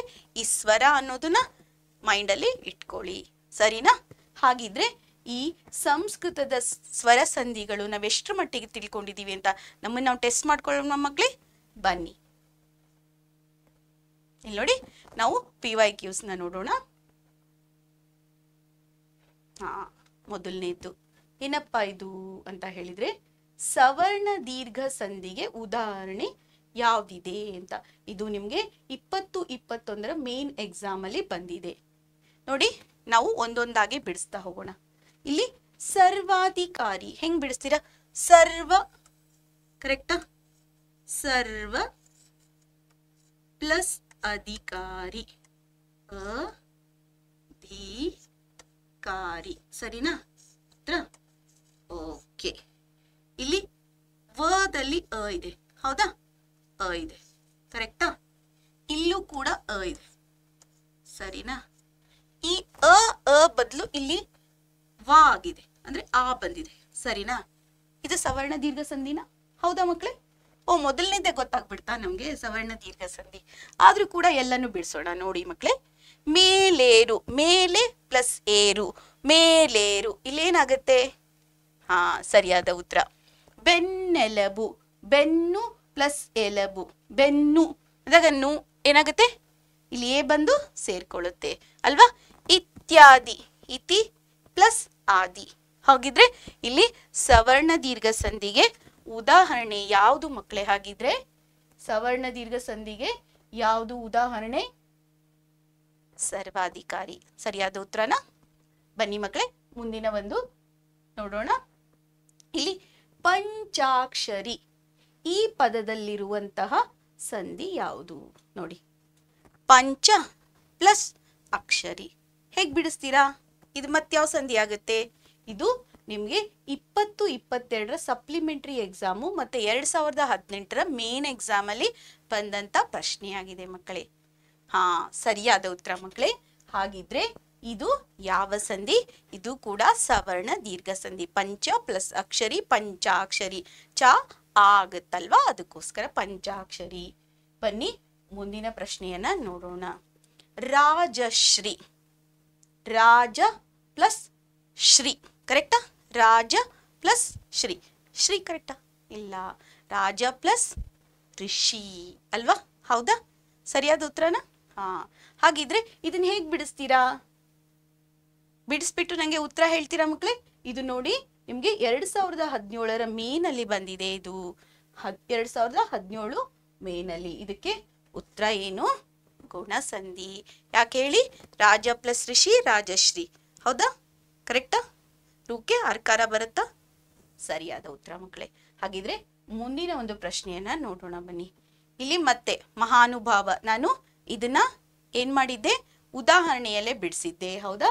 ಇದು ನಿಮಗೆ 2018 ಸಪ್ಲಿಮೆಂಟರಿ ಎಕ್ಸಾಮ್ ಅಲ್ಲಿ ಬಂದಂತ ಪ್ರಶ್ನೆ. ನಿಮಗೆ ಗೊತ್ತಿರಬೇಕು, ಸಂಧಿ, ಸಮಾಸ, ಗ್ರಾಮರ್ ಎಲ್ಲ ನಿಮಗೆ 1 ಅಂಕಕ್ಕೆ ಬರುವಂತ ಪ್ರಶ್ನೆಗಳಾಗಿರುತ್ತೆ. ಓಕೆನಾ? ಹಾಗಿದ್ರೆ ಇದನ್ನ ಮಹಾನು ಪ್ಲಸ್ ಅಭಾವ ಅಂತ ಬಿಡಿಸ್ತೀರಾ? ಇಲ್ಲ ಅಲ್ಲ, ಮಹಾನು ಅನುಭವ ಅಲ್ಲ, ಮಹಾ ಪ್ಲಸ್ ಅನುಭವ. ಸರಿನಾ? ಹೌದಾ? ಓಕೆ ಮಕ್ಕಳೇ. ಹಾಗಿದ್ರೆ ಇದರ ಒಂದು ಉತ್ತರ ಏನಾಗಿರುತ್ತೆ? ಸವರ್ಣ ದೀರ್ಘ ಸಂಧಿ. ಹೇಗ್ ಬಿಡಿಸ್ತೀರಾ? ಮಹಾನು ಪ್ಲಸ್ ಅಭಾವ ಅಂತ ಬಿಡಿಸ್ತೀರಾ? ಇಲ್ಲ ಅಲ್ಲ, ಮಹಾ ಪ್ಲಸ್ ಅನುಭವ. ಕರೆಕ್ಟಾ? ಸರಿಯಾ? ಓಕೆ ಮಕ್ಕಳೇ. ಹಾಗಿದ್ರೆ ಮುಂದಿನ ಒಂದು ಭಾಗವನ್ನ ನೋಡೋಣ. ಇಲ್ಲಿ ಸುವರ್ಣಾಕ್ಷರ ಅಂತಿದೆ. ಸುವರ್ಣ ಪ್ಲಸ್ ಅಕ್ಷರ, ಹೌದಾ? ಯಾವ ಸಂಧಿ ಆಗುತ್ತೆ? ಇದು ನೋಡಿ, 2020 ಸೆಪ್ಟೆಂಬರ್ ಎಕ್ಸಾಮ್ ಅಲ್ಲಿ ಬಂದಿದೆ. 2020 ಸೆಪ್ಟೆಂಬರ್ ಎಕ್ಸಾಮ್ ಅಲ್ಲಿ ಬಂದಿದೆ. ಏನಿದು? ಸುವರ್ಣ ಪ್ಲಸ್ ಅಕ್ಷರ ಬಿಡಿಸಿ. ಸುವರ್ಣಾಕ್ಷರ ಮತ್ತೆ ದೀರ್ಘ ಸ್ವರ ಬಂತಲ್ವಾ? ಹಾಗಿದ್ರೆ ಸರಿಯಾದ ಉತ್ತರ ಮಕ್ಕಳೇ, ಇದು ಕೂಡ ಸವರ್ಣ ದೀರ್ಘ ಸಂಧಿ ಅಂತ ಕೂಡ ಹೇಳ್ಬೋದು. ಬನ್ನಿ ಮಕ್ಕಳೇ, ಮುಂದಿನ ಭಾಗವನ್ನ ನೋಡೋಣ. ನಾವೀಗ ಏನ್ ಮಾಡಿದ್ವಿ ಅಂದ್ರೆ ಸ್ವರ ಸಂಧಿಗಳನ್ನೆಲ್ಲ ತಿಳ್ಕೊಂಡ್ವಿ, ಹೌದಾ? ಮತ್ತೆ PYQs ಕೂಡ ಮಾಡಿದ್ವಿ. ಈಗ ನಾವು ಸಂಸ್ಕೃತದ ವ್ಯಂಜನ ಸಂಧಿಗಳನ್ನ ನೋಡೋಣ. ಸ್ವರ ಸಂಧಿಗಳು ಮುಗೀತು, ಈಗ ವ್ಯಂಜನ ಸಂಧಿಗಳು ಯಾವ್ದ್ಯಾವ್ದಪ್ಪ ಇದೆ ನಮ್ಗೆ ಅಂತಂದ್ರೆ ಜಸ್ವ ಸಂಧಿ, ಶ್ಚುತ್ವ ಸಂಧಿ, ಅನುನಾಸಿಕ ಸಂಧಿ ಅಂತ 3 ಇದೆ. ಜಸ್ವ ಸಂಧಿ ಅಂದ್ರೆ ಏನ್ ಗೊತ್ತಾ ಮಕ್ಕಳೇ? ಬನ್ನಿ ಈಗ ಮುಂದಿನ ಭಾಗದಲ್ಲಿ ನಾವು ಒಂದೊಂದೇ ವಿಸ್ತಾರವಾಗಿ ನೋಡೋಣ. ಸರಿನಾ ಮಕ್ಕಳೇ? ಇಲ್ಲಿ ನೋಡಿ, ನಿಮಗೆ ಆದೇಶ ಸಂಧಿ ಗೊತ್ತಿತ್ತಲ್ವಾ? ಆದೇಶ ಸಂಧಿ ಗೊತ್ತಿತ್ತು. ಅಲ್ಲೇನಾಗಿತ್ತು? ಉತ್ತರ ಪದದ ಮೊದಲ ಅಕ್ಷರ ಚೇಂಜ್ ಆಗ್ತಿತ್ತಲ್ವಾ? ಮೊದಲ ಅಕ್ಷರದಲ್ಲಿ ಕ ವರ್ಗಕ್ಕೆ ಅದರ 3ನೇ ಅಕ್ಷರ ಬರ್ತಾ ಇತ್ತಲ್ವಾ? ಇಲ್ಲಿ ಅದೇ ಏನಾಗುತ್ತೆ ಅಂತ ಹೇಳಿದ್ರೆ, ಇಲ್ಲಿ ನೋಡಿ, ಪೂರ್ವ ಪದದ ಕೊನೆಯ ಅಕ್ಷರ, ಪೂರ್ವ ಪದದ ಕೊನೆಯ ಅಕ್ಷರ ಯಾವ್ದ್ಯಾವ್ದಪ್ಪ ಚೇಂಜ್ ಆಗುತ್ತೆ ಅಂತ ಹೇಳಿದ್ರೆ, ಇಲ್ಲಿ ನೋಡಿ ಮಕ್ಕಳೇ, ಕ ಚ ಟ ತ ಪಗಳಿಗೆ ಎಲ್ಲ ಬಂತು.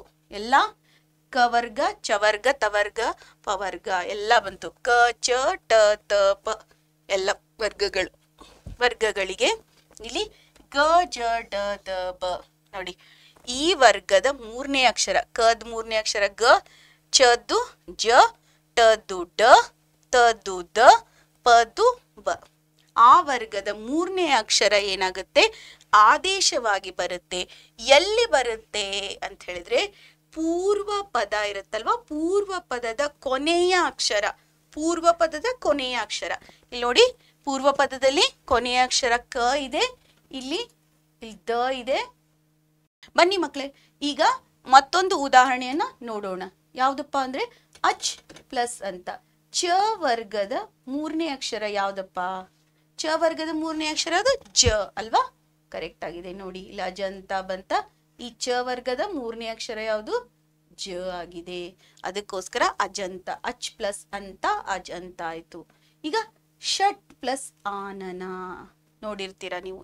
ಟ ವರ್ಗದ ಮೂರನೇ ಅಕ್ಷರ ಡ, ಷಡಾನನ ಆಯ್ತು. ಹೌದಾ? ಇಲ್ಲಿ ಟ ವರ್ಗದ ಮೂರನೇ ಅಕ್ಷರ ಡ ಆಗಿರುತ್ತೆ, ಅದಕ್ಕೆ ಡ ಇಲ್ಲಿ ಆದೇಶ ಆಗಿ ಬಂತು. ಈಗ ವಾಕ್ ಪ್ಲಸ್ ದೇವಿ ವಾಗ್ದೇವಿ, ಅಚ್ ಪ್ಲಸ್ ಅಂತ ಅಜಂತ, ಷಟ್ ಪ್ಲಸ್ ಆನನ ಷಡಾನನ. ನಿಮ್ಗೆ ಕ ಚ ಟ ತ ಪ ಗಳಿಗೆ ಗ ಜ ಡ ದ ಬಗಳು ಆದೇಶ ಆಗಿ ಬರುತ್ತೆ. ಎಲ್ಲಿ ಬರುತ್ತೆ? ಪೂರ್ವ ಪದದ ಕೊನೆಯ ಅಕ್ಷರ, ಅದನ್ನ ಮಾತ್ರ ಮರಿಬೇಡಿ. ಇದು ಪೂರ್ವ ಪದದ ಕೊನೆಯ ಅಕ್ಷರ. ಹೌದಾ? ಸರಿಯಾಗಿದೆಯಾ? ಅದೇ ನಮ್ಗೆ ಆದೇಶ ಸಂಧಿಯಲ್ಲಿ ಏನಾಗುತ್ತೆ? ಉತ್ತರ ಪದದ ಮೊದಲ ಅಕ್ಷರ ಆಗಿರುತ್ತೆ ಅಲ್ವಾ? ಉತ್ತರ ಪದದ ಮೊದಲ ಅಕ್ಷರ ಆಗಿರುತ್ತೆ. ಅದೇ ಜಸ್ವ ಸಂಧಿಯಲ್ಲಿ ಪೂರ್ವ ಪದದ ಕೊನೆಯ ಅಕ್ಷರ. ಸರಿನಾ ಮಕ್ಕಳೇ? ಹಾಗಿದ್ರೆ ಬನ್ನಿ ಮುಂದಿನ ಭಾಗವನ್ನ ನೋಡೋಣ.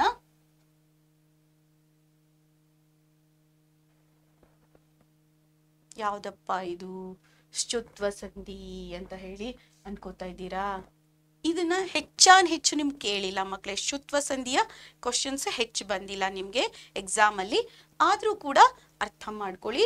ಏನಾಗುತ್ತೆ ಅಂತ ಹೇಳಿದ್ರೆ, ನೀವು ಇಲ್ಲಿ ಪೂರ್ವ ಪದ ಮತ್ತು ಉತ್ತರ ಪದ ಇದ್ದಾಗ ಪೂರ್ವ ಪದದಲ್ಲಿ ಸ ಇದ್ದು ಉತ್ತರ ಪದದಲ್ಲಿ ಶ ಇದ್ರೆ ಸಂಧಿ ಪದ ಆಗ್ಬೇಕಾದ್ರೆ ಶ ಬರುತ್ತೆ. ಇಷ್ಟೇ. ತ ಇದ್ರೆ ಚ ಇದ್ರೆ ಚನೆ ಬರುತ್ತೆ ಅಂತ ಹೇಳಿ. ಹೇಗಪ್ಪ ಮ್ಯಾಮ್, ಹೇಗೆ ನೆನ್ಪಿಟ್ಕೊಳ್ಳೋದು ಅಂತಂದ್ರೆ ಒಂದೆರಡು ಉದಾಹರಣೆಗಳನ್ನ ನೋಡಿ, ಅವಾಗ ಅರ್ಥ ಆಗುತ್ತೆ ನಿಮ್ಗೆ. ಏನಪ್ಪಾ ಅಂತ ಹೇಳಿದ್ರೆ, ಇಲ್ಲಿ ನೋಡಿ, ಪೂರ್ವ ಪದ ಇದೆಯಾ? ಇಲ್ಲಿ ಸ ಇದೆಯಾ? ಕರೆಕ್ಟಾ? ಸ ಇದೆಯಾ? ಇಲ್ಲಿ ಶ ಇದೆಯಾ? ಇದ್ರ ಬದಲು ಏನ್ ಬಂದಿದೆ? ಶ ಬಂದಿದೆ. ಕರೆಕ್ಟಾ? ನೋಡಿ, ಇಲ್ಲಿ ಮನಸ್ ಪ್ಲಸ್ ಶುದ್ಧಿ ಅಂತ ಹೇಳಿದೆ ನೋಡಿ. ಮನಸ್ ಪ್ಲಸ್ ಶುದ್ಧಿ, ಮನಃಶುದ್ಧಿ ಅಂತಾಗಿದೆ. ಸತ್ ಪ್ಲಸ್ ಚಿತ್ತ, ಇಲ್ಲಿ ನೋಡಿ, ಇಲ್ಲಿ ತ ಇದೆಯಾ? ಇಲ್ಲಿ ಚ ಇದೆಯಾ? ಇಲ್ಲಿ ಏನ್ ಬಂದಿದೆ? ಚ ಬಂದಿದೆ. ಸತ್ ಪ್ಲಸ್ ಚಿತ್ರ, ಸಚಿತ್ರ ಅಂತ ಹೇಳ್ತೀವಿ. ಹೌದಾ? ಹಾಗೇನೆ ಇಲ್ಲಿ ನೋಡಿ ತ ಇದೆ. ಕರೆಕ್ಟಾ? ಇಲ್ಲಿ ನೋಡಿ ಜ ಬಂದ್ಬಿಟ್ಟಿದೆ. ಏನಿದು ಮ್ಯಾಮ್? ಏನ್ ಮ್ಯಾಮ್ ನೀವು ಹಿಂಗೆ ಹೇಳಿದ್ರಿ, ತ ಮತ್ತೆ ಚ ಬಂದ್ರೆ ಇಲ್ಲಿದು ಬರುತ್ತೆ ಅಂತ. ಕೆಲವೊಂದು ವ್ಯತಿರಿಕ್ತಗಳು ಕೂಡ ಇರುತ್ತೆ. ಇಲ್ಲಿ ನೋಡಿ ಜ್ಯೋತಿ ಅಂತ ಇದೆ, ಜಗಜ್ಯೋತಿ ಅಂತ ಕೂಡ ಆಗುತ್ತೆ. ಓಕೆನಾ? ಸರಿನಾ? ಇವಕ್ಕೆಲ್ಲ ವ್ಯತಿರಿಕ್ತಗಳು ಅಂತ ಹೇಳ್ತೀವಿ. ತುಂಬಾ ರೇರ್, ಇವನ್ನೆಲ್ಲ ಕೇಳಿರಲ್ಲ ನಿಮ್ಗೆ.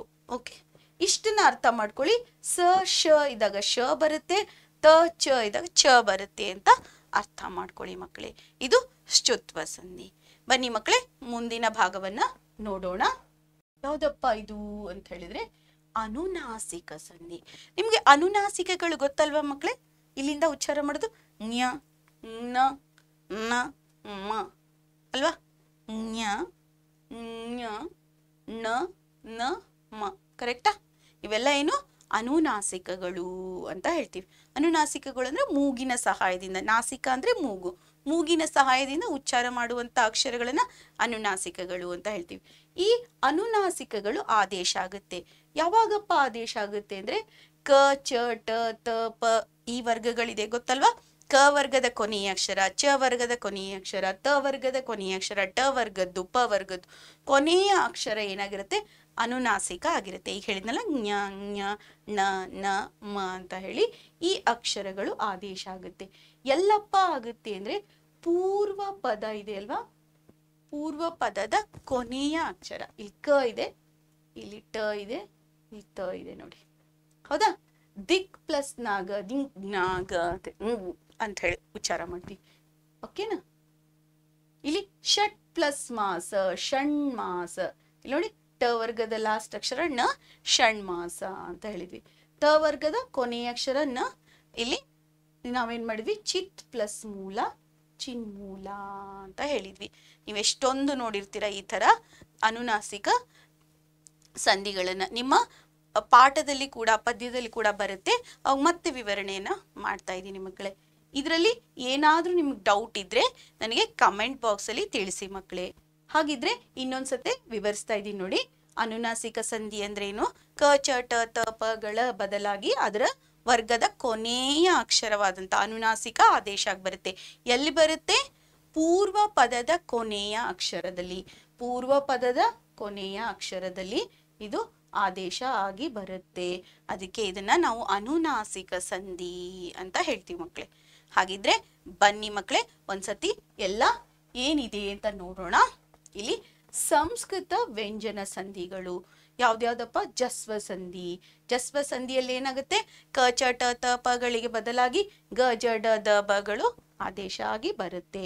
ಶ್ಚುತ್ವ ಸಂಧಿಯಲ್ಲಿ ಶ ಮತ್ತು ಚ ಬರುತ್ತೆ ಅಲ್ವಾ. ಮತ್ತೆ ಅನುನಾಸಿಕದಲ್ಲಿ ಆ ವರ್ಗದ ಕೊನೆಯ ಅಕ್ಷರ ಅನುನಾಸಿಕ ಆದೇಶ ಆಗಿ ಬರುತ್ತೆ ಅಂತ ಹೇಳ್ಬೋದು. ಸರಿ ಮಕ್ಕಳೇ, ನಿಮ್ಗೆ ಅರ್ಥ ಆಗಿದೆ ಅಂತಂದ್ರೆ ನಮ್ಗೆ ಎಷ್ಟು ಅರ್ಥ ಮಾಡ್ಕೊಂಡಿದೀವಿ ಅಂತ ಹೇಳಿ ನಮ್ಮನ್ನ ನಾವು ಟೆಸ್ಟ್ ಮಾಡ್ಕೊಳ್ಳೋಣ. ಬನ್ನಿ ಇಲ್ಲಿ ನೋಡಿ PYQs ನೋಡಿ. ಇಲ್ಲೇನಾಗಿದೆ? ಕೈಯಾಡಿಸು ಅಂತ ಒಂದಿದೆ. ಹೆಂಗ್ ಬಿಡಿಸ್ತೀರಾ? ಕೈ ಪ್ಲಸ್ ಆಡಿಸು, ಕರೆಕ್ಟಾ? ಏನಾಯ್ತು? ಕೈ ಆಡಿಸು ಯಾವ್ದು ಬಂತು? ಯಾವ ಸಂಧಿ ಬಂತು? ಯಾವ್ದು ಹೇಳಿ ಇದರಲ್ಲಿ? ಇದು ಏಪ್ರಿಲ್ 2013ಗೆ ನಿಮ್ಗೆ ಈ ಕ್ವಶನ್ ಬಂದಿದೆ ಮಕ್ಕಳೇ. ಓಕೆನಾ? ಯಾವ್ದು ಬಂತು? ಉತ್ತರ ಹೇಳ್ತೀರಾ ನನಗೆ? ಹಾ ಮಕ್ಕಳೇ, ಸರಿಯಾದ ಉತ್ತರ ಇದು ಆಗಮ ಸಂಧಿ. ಯಾಕಂದ್ರೆ ಇಲ್ಲಿ ಯ ಕಾರ ಬಂದಿದೆ. ಬನ್ನಿ ಮುಂದಿನ ಭಾಗವನ್ನ ನೋಡೋಣ. ಇದಂತೂ ತುಂಬಾ ಈಸಿ, ಪ್ರತಿ ಸತಿ ಬಂದಿರುತ್ತೆ, ರಿಪೀಟ್ ಆಗಿರುತ್ತೆ. ಮಳೆ ಪ್ಲಸ್ ಕಾಲ, ಹೊಸ ಪ್ಲಸ್ ಕನ್ನಡ ಬಂದೇ ಬರುತ್ತಲ್ವಾ. ಓಕೆ, ಇದು ಕೂಡ ಮಾರ್ಚ್ 2023ಗೆ ನಿಮ್ಗೆ ಬಂದಿದೆ. ಇದೇನ್ ಗೊತ್ತಾ? ಮಳೆ ಪ್ಲಸ್ ಕಾಲ, ಕಾಲ ಇದ್ದು ಗಾಲ ಆಯ್ತು. ಯಾವ ಸಂಧಿ? ಸರಿಯಾದ ಉತ್ತರ ಮಕ್ಕಳೇ, ಇದು ಆದೇಶ ಸಂಧಿ ಆಗುತ್ತೆ. ಬನ್ನಿ ಮುಂದಿನ ಭಾಗವನ್ನ ನೋಡೋಣ. ಈಗ ಹೇಳಿ, ದಿಕ್ ಪ್ಲಸ್ ಅಂತ ದಿಗಂತ, ಸರಿನಾ? ದಿಕ್ ಪ್ಲಸ್ ಅಂತ ದಿಗಂತ, ಕ ವರ್ಗದ ಮೂರನೇ ಅಕ್ಷರ ಬಂತು. ಯಾವ ಸಂಧಿ ಆಯ್ತು? ಸರಿಯಾದ ಉತ್ತರ ಮಕ್ಕಳೇ, ಇದು ಯಾವ ಸಂಧಿ? ಜಸ್ತ್ವ ಸಂಧಿ. ಸರಿಯಾದ ಉತ್ತರ ಮಕ್ಕಳೇ. ಬನ್ನಿ ಮುಂದಿನ ಭಾಗವನ್ನ ನೋಡೋಣ. ಧೃತಿ ಪ್ಲಸ್ ಕೆಟ್ಟು, ಧೃತಿ ಗೆಟ್ಟು, ಧೃತಿ ಪ್ಲಸ್ ಕೆಟ್ಟು, ಧೃತಿ ಗೆಟ್ಟು ಅಂತ ಹೇಳ್ತೀವಿ. ಇಲ್ಲಿ ಕ ಬದಲು ಗ ಬಂತು. ಯಾವ ಸಂಧಿ ಆಯ್ತು? ಮಕ್ಕಳೇ, ಇದು ಸರಿಯಾದ ಉತ್ತರ. ಇದು ಆದೇಶ ಸಂಧಿ. ಯಾಕಂದ್ರೆ ಇಲ್ಲೇನಾಗುತ್ತೆ? ಉತ್ತರ ಪದದ ಮೊದಲ ಅಕ್ಷರ ಕ ಬದಲು ಗ ಬಂತು, ಅದಕ್ಕೋಸ್ಕರ ಧೃತಿ ಗೆಟ್ಟು ಆದೇಶ ಸಂಧಿ. ಬನ್ನಿ ಮಕ್ಕಳೇ ಮುಂದಿನ ಭಾಗವನ್ನ ನೋಡೋಣ. ಇಲ್ಲಿ ಜಸ್ತ್ವ ಸಂಧಿಗೆ ಉದಾಹರಣೆ ಯಾವುದು ಅಂತ ಕೇಳಿದ್ದಾರೆ. ಏಪ್ರಿಲ್ 13ರಲ್ಲಿ ಕೇಳಿದ್ದಾರೆ. 2013ರಲ್ಲಿ ಕೇಳಿದ್ದಾರೆ ನೋಡಿ. ಮನಃಶಾಂತಿ, ಮನಸ್ ಪ್ಲಸ್ ಶಾಂತಿ, ಮನಃಶಾಂತಿ, ಇದು ಯಾವ ಸಂಧಿ ಬಂತು? Okay, ruled out. ವಾಕ್ ಪ್ಲಸ್ ದೇವಿ, ವಾಗ್ದೇವಿ, ಯಾವ ಸಂಧಿ ಬಂತು? ಮಕ್ಕಳೇ, ಸರಿಯಾದ ಉತ್ತರ. ಇದು ಏನಾಗುತ್ತೆ? ಜಸ್ವ ಸಂಧಿಗೆ ಉದಾಹರಣೆ ಆಯ್ತು. ಕನ್ನಡ ಸಂಧಿಗಳು ಮತ್ತೆ ಸಂಸ್ಕೃತ ಸಂಧಿಗಳು ಅಂತ ನೋಡಿದ್ವಿ. ಕನ್ನಡ ಸಂಧಿಯಲ್ಲಿ ಸ್ವರ ಸಂಧಿ, ವ್ಯಂಜನ ಸಂಧಿ ನೋಡಿದ್ವಿ. ಸಂಸ್ಕೃತ ಸಂಧಿಯಲ್ಲೂ ವ್ಯಂಜನ ಸಂಧಿ, ಸ್ವರ ಸಂಧಿಗಳನ್ನ ನೋಡಿದ್ವಿ. ಆಮೇಲೆ ನಾವು ಹಿಂದಿನ ವರ್ಷದ ಬಹು ಆಯ್ಕೆ ಪ್ರಶ್ನೆಗಳನ್ನ ನೋಡಿದ್ವಿ. ಹಾಗಿದ್ರೆ ಮಕ್ಕಳೇ, ಈ ವಿಡಿಯೋ ನಿಮ್ಗೆ ಇಷ್ಟ ಆಗಿದ್ರೆ ಲೈಕ್ ಮಾಡಿ, ಸಬ್ಸ್ಕ್ರೈಬ್ ಮಾಡಿ, ಕಮೆಂಟ್ ಮಾಡಿ. ಮತ್ತೆ ಇಂದಿನ ತರಗತಿಯನ್ನ ನಾನು ಇಲ್ಲೇ ಮುಗಿಸ್ತಾ ಇದ್ದೀನಿ. ನಿಮ್ಮ ಕನ್ನಡ ಶಿಕ್ಷಕಿ ವಾಣಿ ಕುಲಕರ್ಣಿ.